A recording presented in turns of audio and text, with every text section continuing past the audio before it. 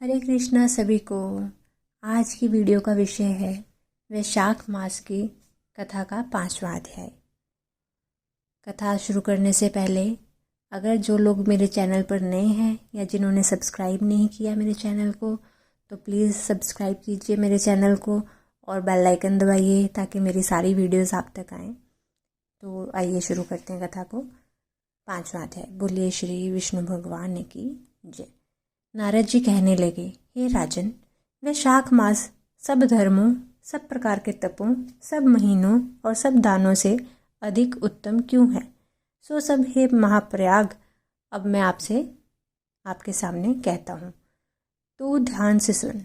जब सब युगों का अंत होता है तब सब देवताओं के राजा शेषशायी विष्णु भगवान संपूर्ण लोक और जीवों को अपने उदर में समेट प्रलय के समुद्र में शयन करते हैं और योगमाया के प्रताप से अनेक होकर भी एकता को प्राप्त होते हैं।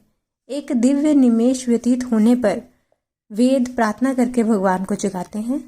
तब भगवान अपने उदर में स्थित जीवों की रक्षा करते हुए उन जीवों को अपने अपने कर्मों का फल देने के लिए सृष्टि के रचने का मन में विचार करते हैं। तब विष्णु भगवान की नाभि से त्रिलोकी का आधार स्वरूप स्वर्णमय कमल उत्पन्न होता है। उसी कमल में से विराट पुरुष रूपी ब्रह्मा उत्पन्न हुए। फिर भगवान ने उस विराट पुरुष में 14 भुवन उत्पन्न किए, जिनके भिन्न भिन्न कर्म और आश्रय हैं।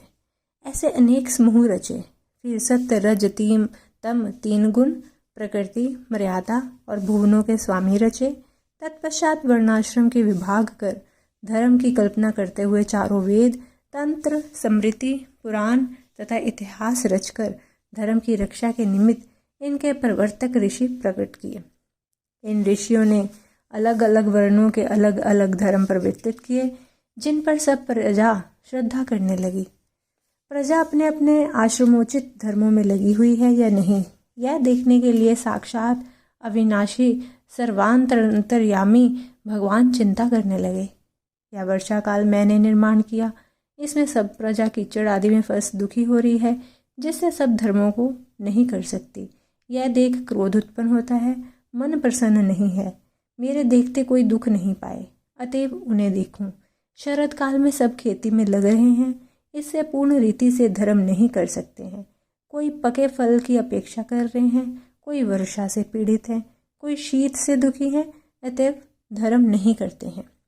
इन्हें देख मुझे रोष उत्पन्न होता है, उनकी उल्टी गति देखकर मुझे संतोष नहीं। हेमंत ऋतु में सर्दी के मारे कोई प्रातःकाल नहीं उठता, सूर्योदय से पहले ना उठते देख मुझे क्रोध उत्पन्न होता है। शिशिर ऋतु में भी प्रातःकाल के समय शीत से पीड़ित रहते हैं तथा फसल तक पक जाने की प्रतीक्षा करते हैं।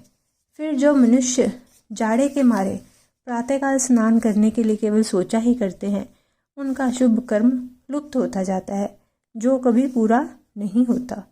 यह समय प्रेक्षण का नहीं है। ऐसा विचार कर भगवान ने वसंत ऋतु को संपूर्ण पातकों को निवारण करने वाला माना है। यह ऋतु स्नान, दान, यज्ञ, क्रिया, भोग और सब प्रकार के धर्मों का साधन करने के लिए बड़ी अनुकूल है। इस ऋतु में धनवान सब वस्तु बिना प्रयास ही प्राप्त करते हैं, जैसे लोगों को धन से सुख मिलता ही है। जो लोग विष्णु भगवान के आधारभूत प्राणी हैं, उनके धर्म का साधन ही द्रव्य है। बसंत ऋतु में संपूर्ण द्रव्य प्राणियों को सुखदायक होते हैं। दान योग्य, धर्म योग्य और सब कुछ भोगने योग्य, निर्धन, लूले, लंगड़े, व्याकुल और महात्माओं को संपूर्ण द्रव्य और जलादि सुलभ है, इसमें संशय नहीं है।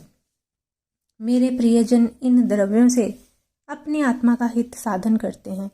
पत्र, पुष्प, फल, शाकादि, प्रिय वचन, माला, तांबुल, चंदन, पग धोना तथा नम्रता पूर्वक साधन करते हैं। मैं उनको वर देता हूँ। ऐसा कहते हुए विष्णु भगवान लक्ष्मी सहित चारों ओर वनों को देखते चले, जिनमें अनेक प्रकार के फूल खिल रहे हैं, जिनमें हृष्ट पुष्ट प्राणी रहते हैं और मतवाले भ्रमर और पक्षी विचरण कर रहे हैं। ग्रामवासियों के बहुमूल्य आश्रमों के आंगन, उद्यान, स्थल लक्ष्मी को दिखाने लगे। उनके देवता, मुनीश्वर, सिद्ध, चरण, गंधर्व, किन्नर, नाग, राक्षस सब स्तुति करते हैं।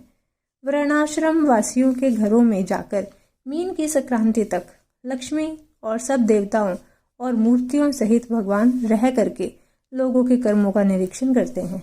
धर्माचरण करने वाले पुरुषों की मनोकामना पूरी कर देते हैं और मंदोन्मत्त लोगों की आयु और धनादि को हरते हैं। जो वैशाख में भगवान की पूजा करते हैं तथा उनके चल मूर्ति रूप साधु महात्माओं की सेवा करते हैं तथा अन्य महीनों में नहीं करते, उनके अपराध को भगवान क्षमा कर देते हैं। जैसे अपने देश में आए हुए राजा को देख उस देश के निवासी मनुष्य बहुमूल्य भेंट पूजा सामग्री लेकर राजा की पूजा करते हैं, तब राजा पूजा के आकार आदि द्वारा यह जान लेता है कि किसकी सेवा पूरी है, किसकी थोड़ी। उचित पूजा होने पर प्रसन्न होकर निश्चय ही उसे मनोवांछित फल देता है और जिनकी पूजा सेवा ठीक नहीं उन्हें दंड देता है। ऐसे ही विष्णु भगवान वैशाख मास में जो अच्छी रीति से पूजा करते हैं उन्हें मनोवांछित फल देते हैं और जो नहीं करते हैं उनके धन आदि को हर लेते हैं।